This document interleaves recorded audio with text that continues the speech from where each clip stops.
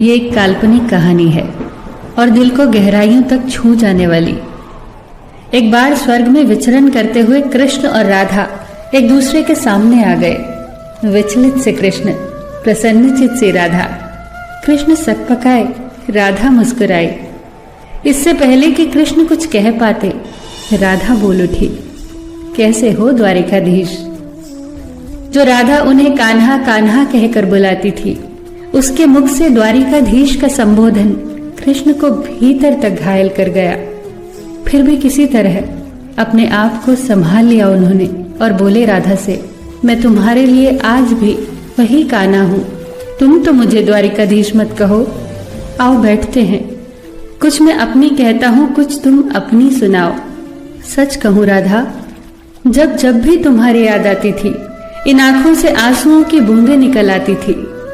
राधा बोली, मेरे साथ ऐसा कुछ नहीं हुआ।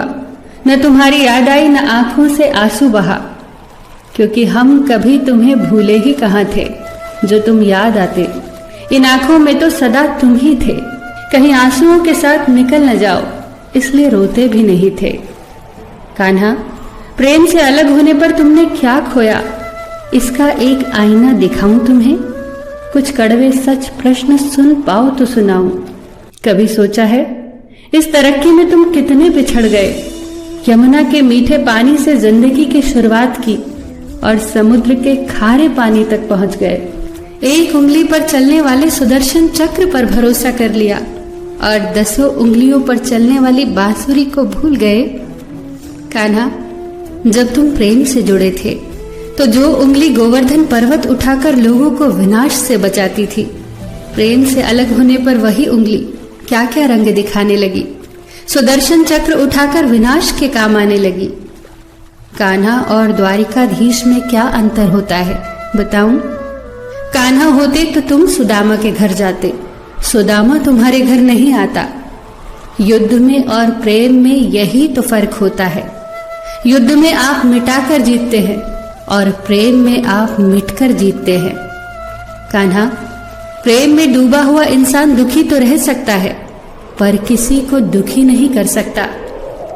आप तो कई कलाओं के स्वामी हो, स्वप्न दूरदृष्टा हो, गीता जैसे ग्रंथ के दाता हो, पर आपने ये क्या निर्णय लिया? आपने अपनी पूरी सेना कौरवों को सौंप दी और अपने आप को पांडवों के साथ कर लिया।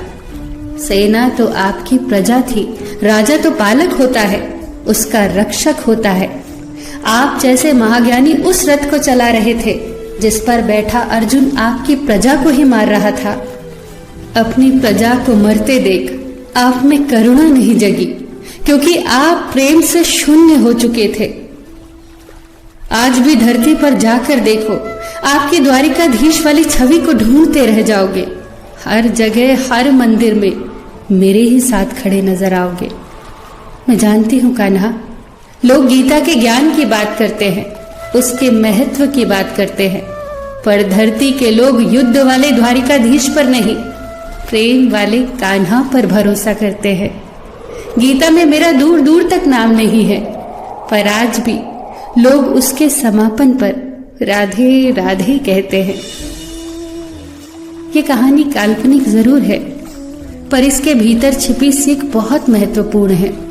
श्री कृष्ण के पास कभी किसी प्रश्न का उत्तर ना हो, ऐसा तो हो ही नहीं सकता, परंतु राधा द्वारा लगाए गए प्रश्न चिन्हों पर कान्हा मौन रहे। यही तो है प्रेम में समर्पण का भाव।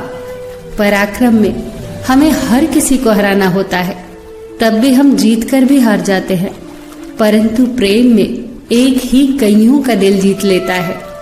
सही कहा है कि छोटी सी उंगली पर पूरा गोवर्धन पर्वत उठाने वाले भगवान श्री कृष्ण छोटी सी बांसुरी को दोनों हाथों से पकड़ते थे। फिर मिलेंगे दोस्तों अगली कहानी के साथ। तब तक के लिए अपना ख्याल रखना और हमेशा मुस्कुराते रहना।